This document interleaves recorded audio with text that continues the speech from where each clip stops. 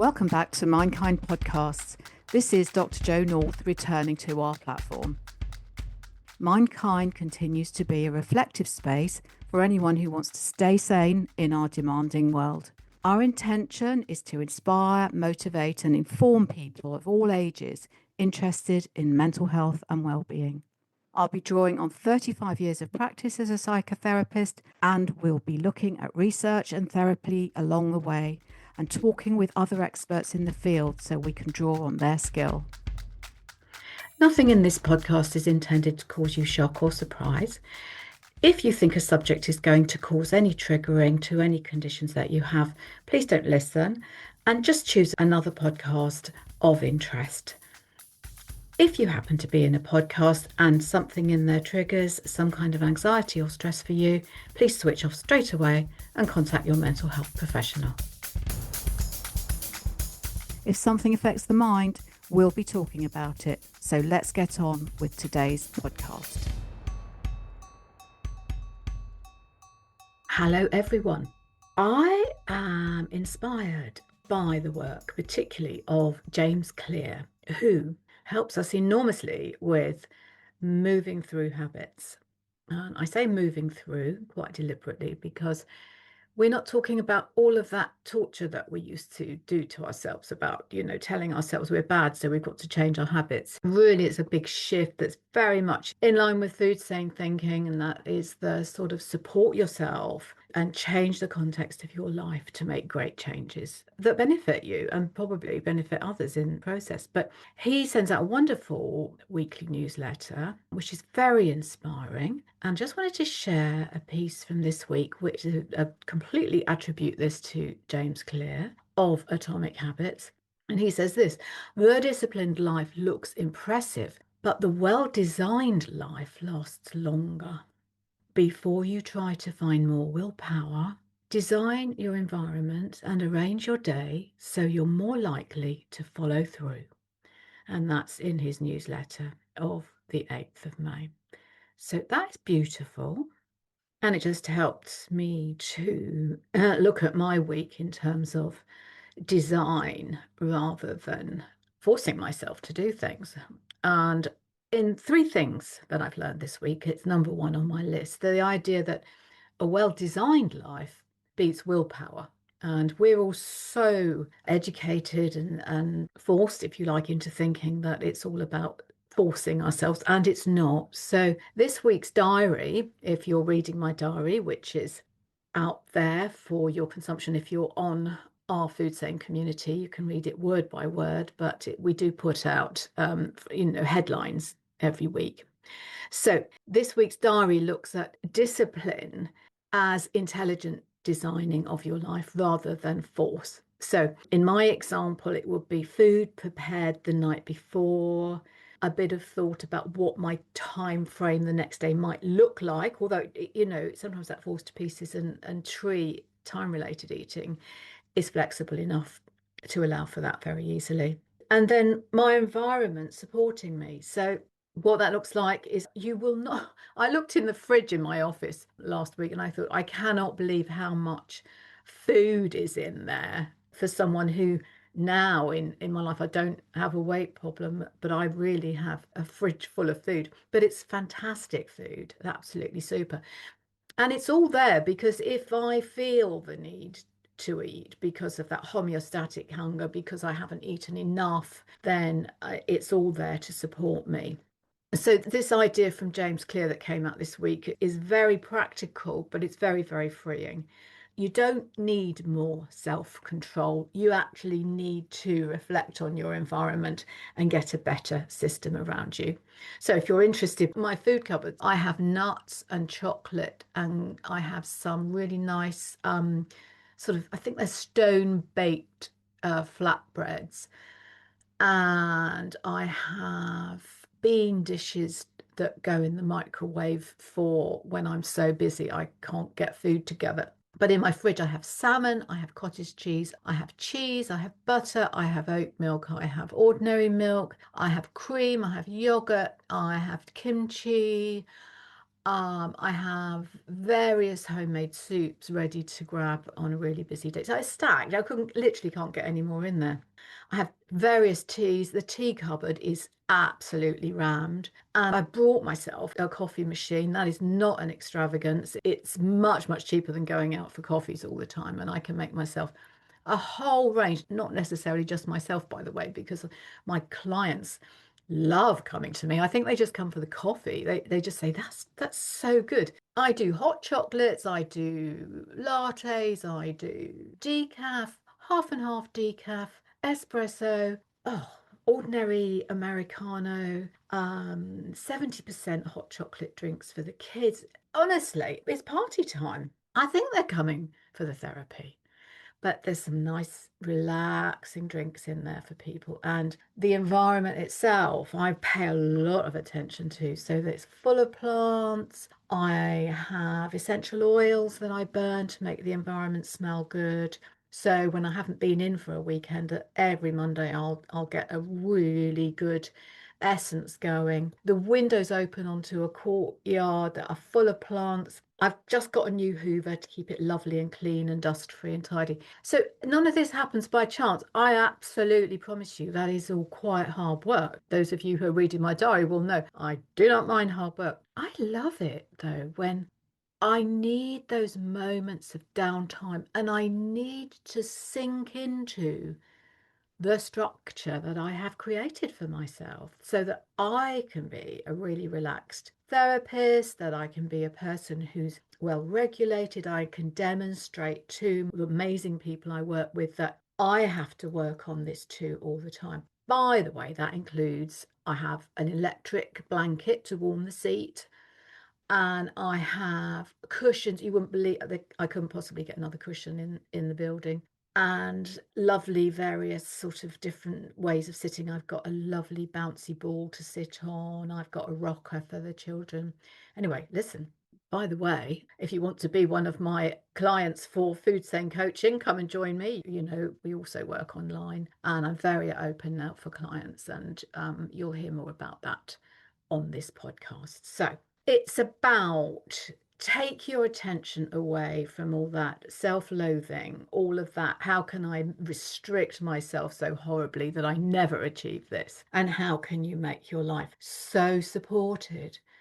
You know, and even if that little bit of support fails, then you'll know what to do for the next thing. It's you're learning from things that don't work for you.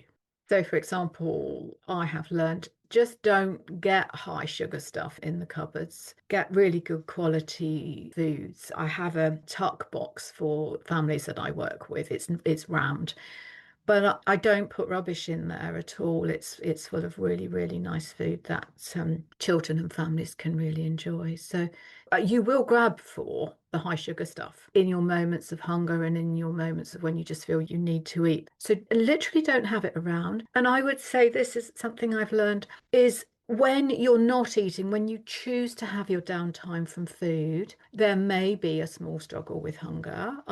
Still have that feeling of hunger and I struggle with it less and less. But if that arises and food is around, you probably will grab it. And again, have a reasonable downtime window as a way to support yourself. And for beginners, I always say 12 hours on, 12 hours off is a great start. You don't have to do more than that to start with. But if during your downtime food is around, you probably will pick at it and grab at it. And so trick is don't have it around. Now that it's the spring here in the UK, it's May the 10th and it's really warming up and the garden is buzzing. And my husband eats later at night, and I probably don't eat after 2 p.m. these days. But if 4 p.m. is really late for me to eat, but yeah, it's just uncomfortable now. I don't want to do it. But David eats, and I'm really delighted to, he's not a cook, so I cook for him. So that I just get out of the way. I often schedule in work for that time, really, really good bit of time. Or right now I'm out in the garden getting it sorted out. So get away from food in your downtime, but in your uptime, when you're really eating, then get in there and enjoy your food as you wish. But plan for that. It will go better. It absolutely will go better, especially if you are focusing on right food. So In the raft model, we're doing right amount, right food, right time. And that gradually falls into place on that very secure base of your time frame. That's what we do here.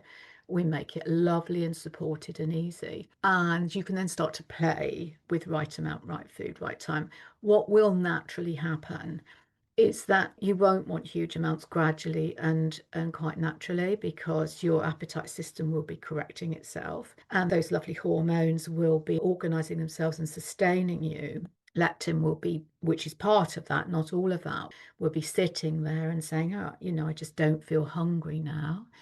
And you will lessen the amount of food you need to make yourself feel satisfied. And particularly if you're eating the right food, you will not be grabbing for huge amounts of food. And I think if there's one thing I've really learned, it's just, and it crossed my mind this week, how I was always hungry before. I spent 50 years being hungry. Very probably because the amount of sugar I had in my diet, and very probably because I wasn't training my insulin and my blood sugar to balance out. And yeah, and I don't have huge regrets about that. I just think what a shame I wasn't better informed. And I forgive myself for feeling so very hungry. I was provoking that anger, probably some of that as well, to be honest. Lots of emotions in there, but I was provoking hunger with the food I was eating. Right amount, right food, right time lays on top of that base layer. So this is the learning. It's all about supporting yourself. It's so very important to get that right. And it's just like, sit down with a pencil and paper, sit with your partner, sit with your friend, and look at your work schedule. If you're caring for families and children, look at how you can serve yourself best through that. A well-designed life beats willpower every time. If any of this resonates and you'd like personal support, you can work with me one-to-one. See the coaching page on foodsane.co.uk website, or contact me at joanna@foodsane.co.uk. Just write me an email. I look forward to talking to you. So, learning number 2 is beautiful. I have been going backwards in my life to a time when I used to regularly practice Tibetan relaxation techniques called Kumnai, Kumnye, Kumnai, developed by Tarthang Tolku, who lives in Berkeley, California, and has been putting out his work on relaxation for mind and body and peace and love, frankly, for many years since he left Tibet and took refuge in America. Beautiful, beautiful work. And what I love about Kumnai is that it's one of those energy body works where you can't fail. You literally can't fail at this. The movements are so small. It is so up my street. It really, really is. They are so simple. The movements are so small and they are so powerful. It so fits with what we're doing here at Food Sane, of reducing what we do and not making huge, great big efforts of too much of food and too much exercise and too much everything. So I'm going to be sharing a lot more of that with you, because I'm picking up, when I did my training in psychotherapy, we did the Kumno practice very much as part of that. That was 1989, a little bit of a way back. And that was a very important time of learning for me. And it's always stayed with me. I did that for years, and it stayed, the learning stayed in my body and suddenly came to be more conscious. And I think that's part of personal development at the moment. And what I'm finding is that when you start to get that food right, you're free. You're free to develop as you need to develop as a person. You don't have to spend time trapped in that trap anymore. You're free to be more creative, more powerful, and more you, whoever and however that is. So you'll be hearing me speaking about that quite a lot more as I develop that practice and start to re-engage with that community. We're talking about less of everything. And my body says less, and the hormones in your body will say less as you get that timing right. And the learning here is that appetite hormones will do their job very well for you if you can allow them to kick in and you can trust them. that appetite management hormone of leptin, which is just one of the hormones involved in a system that just says, I never wanted to overeat. I always want to return to balance. But the skill, it takes a little tiny bit of time, and it's in learning to trust the body rather than override the hormones. Again, if I get hungry in the evenings at 10 p.m., it feels like hunger, but it's only temporary. And I never actually need to give myself food at that time. But if I'm hungry at 10 o'clock in the morning, that's a completely different thing because I won't have eaten for 18 or 19 hours.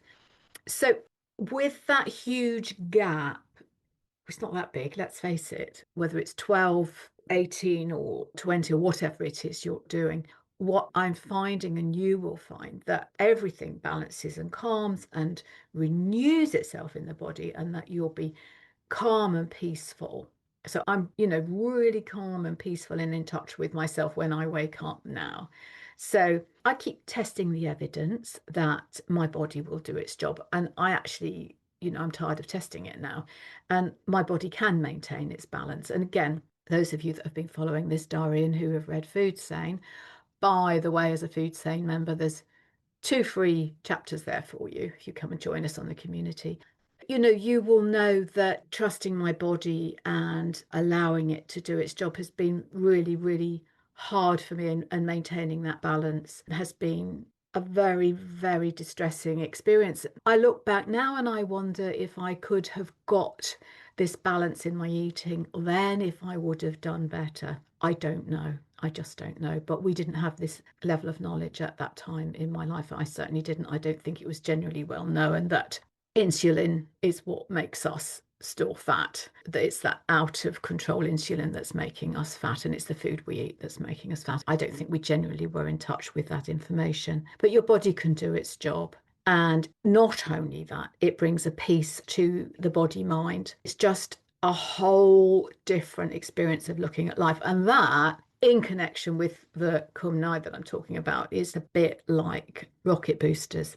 So if I'm planning my meals, whether I'm managing that little bit of hunger that I have to manage, even at this stage in time-related eating, I don't really mind, because it all comes about into letting my body be the body it needs to be, and then actually letting my mind be the mind it needs to be. The body knows even when the mind is going to have an argument with it. Okay, that's the learning. The body knows even when the mind argues. And believe me, I've been watching my mind argue this week. Literally, if there's not a problem, my mind does want to create one. And I have found that I've got more distance from that tendency. It's not what I want. And I think a few weeks back, I was talking about having overreacted to a work situation and then feeling really bad. And I'm starting to notice that now. I have said to myself, I don't actually like all that I have to deal with when I've overreacted. There's a lot to clear up. It's like sort of smashing a cup or something. You have to clean up, don't you, afterwards? It's instinctive to do that, or it's reactive to do that, but then you have to clean up. So, in terms of personal development, as that eating management develops so comfortably, and my body's sort of talking, got a really firm voice. Got a great no in it. My mind will still have an argument, and I think the nature of the mind is the chattering mind. It will still be there until the end for us, but it's how much we take note of that and how we balance that out. So I really wish that for all of my Food Sane members, and actually everybody, anyone that's listening, if you're managing that food, you're managing your life, and then you will start to develop as a person. The body knows even when the mind has a good argument with it. And that will just be a repeated piece of learning throughout this Food Sane story. That brings us on to the third piece of learning this week, which is the whole thing going into a different gear, and saying no to overwork now is exactly like saying no to overeating. So in my diary this week, it's recorded, I've said no to quite a lot of things. Time-related eating has taught me that I can no longer overeat, and in tandem with this, I have found I can no longer overwork. And so this week I put a stop to a commitment that was too much. I did it politely and firmly and graciously, but it was a stop. I cannot do this. I've been using my boundary setting muscles and my boundary setting brain. It just falls so beautifully into feeling well in my body, feeling I'm managing things, feeling calm, feeling in control. And I think, aside from eating, if there's one thing that I teach people that is so, so valuable, it is setting boundaries for ourselves. And actually, even if you're good at setting boundaries and you're pretty assertive, I think there are times when life just changes and knocks us over and we have to then reset the boundaries. So I think that's a constant process. I don't think you suddenly have a boundary setting day and everything's okay. I don't think that's how it works. I think it's constantly reevaluating what needs to be put in place, what needs to be said no to, and what needs to be said yes to. And I think if I were to underline two skills that were psychologically deeply valuable, number one would be time management. And that which is a sense of assertion and structuring of your life around what's right for you. And number two would be setting boundaries and assertiveness. And those are exceptional skills. I started to learn assertiveness when I was 25, and that was a long time. I am still learning when to be assertive. It's never set in stone. And so there's that difference between being assertive as being able to say what you think and feel, and at the same time being able to allow others to say what they think and feel. We all have rights here. And those are such important values rather than simply being aggressive and getting in there and just, you alienate yourself if you're that. And okay, well, we can get to that place, can't we? We can all have that aggressive thing, but you have to go back and put it right unless you're an extremely aggressive person. But you get isolated, or the passive aggressive, which is, where you are really not asserting yourself and you're not clear and you're really trying to protect yourself for fear of being assertive, is often the passive aggressive underlying dynamic. So if you don't know anything about assertiveness and you want to learn more, I've put it into our food sane training because I do think saying no and reevaluating where you need to be assertive is terribly important. But time related eating is all about that. We're saying no at certain times of the day. And we're saying yes at other times of the day. And that, what a training for the brain that is. Our brains are there to say stop and to say go. So I've been using my boundary setting skills this week, and this is time related eating, which is a whole life framework. It's not just like this week. That's the beautiful thing. Yeah, it's not a 1 week diet, guys. It's not just a food approach, it's sane living in every direction. And I can't tell you how important boundaries are, but I will keep telling you because it will keep coming up because life will keep going on. And isn't it wonderful? So exciting. So that's the end of the learning, and I'll recap that in a minute. But just wanted to, on the newsletter, I've just shared a bit of good news. As you may be aware, if you've been reading the diary, and we do put a little summary up every week. Lovely Tamsin at Pinto, who does amazing website work, she puts up a summary every week. But the diary's there if you want to go in depth. But the good news is, you will know I had a problem with hair shedding and I was a bit worried about it. We chased it down and chased it down, did all sorts of things to sort of look at that. I was so sure it couldn't possibly be my diet because I have a fantastic diet and I eat really well. Anyway, I did visit the doctor, the NHS doctor in the UK, and that was very much my last port of call. And she was very reassuring and said, no, that's due to the stress you had. And it's really, really common and well known that after a big shock or a period of stress, it's well recorded in my diary, you can get hair loss. And he said that'll stop in a few months, and it's slowing up. And I'm feeling a lot more like, oh yeah, I accept this now. I was terrified, thought I was going to lose my hair, but I was ready. I was ready, guys. The wig I was looking at is not needed. And as you know, I cut my hair. I went to the homeopath. I've been to the doctors. I've upped my vitamins. I checked out my diet, put a few extra things in. And anything else, everything, checked it out online, spoke with my medical friends, done it, done it, done it. It's all okay.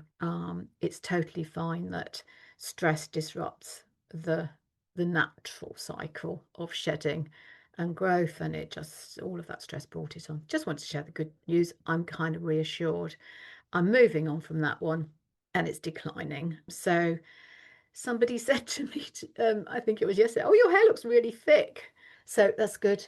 I think somebody said to me the other day, again, you guys who've read Food Sane will know this. I'm always surprised when people refer to me as small or slim. You know, I mean, like, I don't need people to say that to me, but every now and then people come up with it. And someone said it this week, oh, well, you're nice and slim. And I kind of looked down at my body, and a lifetime of fighting my body and fighting with fat and overweight means when I hear those words, I still do wonder, are you actually talking about me? Fact is that time-related eating has put me in that place. That's what I'm about. I'm about that change for people. So come and get on board at foodsane.co.uk, join the community. I do so much on there. I answer questions each week. You can write in with your questions. There's a training up there. There's 2 chapters of the book. All the back diaries there if you want to read detail. And very soon I'm going to be putting my piece of research up there, my research into 1 year on a time-related eating raft, which I've submitted to be published. If it's not published, don't worry, because I'm publishing it myself. And the second book is on its way, 1 year on a raft. So I'm kind of like crazy with excitement. But like I say, my mission is helping people who have been fat to stop that illness through time-related eating. I want to work with you if you're on GLP-1s, if you've had stomach surgery, or even if you're choosing to diet. I don't really mind how you're doing this. Come and talk to me about that journey. Don't forget, I do wonderful coaching one-to-one with me. And if you do one-to-one with me, you can join the community for free. And the community charge is completely inexpensive. Can't wait to see you there. And I can't wait to talk to you again next week. Bye for now. Bye-bye. Bye-bye.